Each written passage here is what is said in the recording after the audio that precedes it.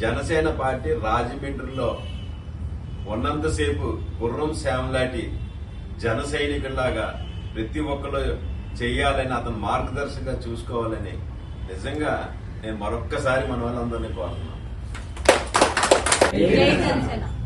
ఈరోజు గున్నం శ్యామ్ సుందర్ గారికి సన్మాన కార్యక్రమం చేశారు.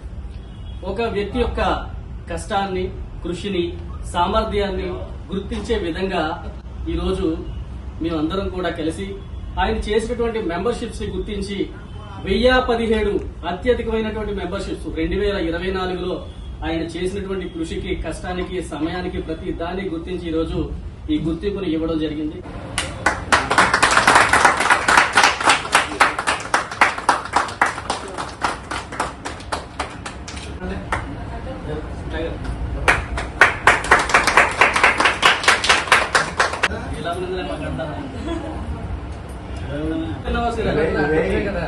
ఏంటి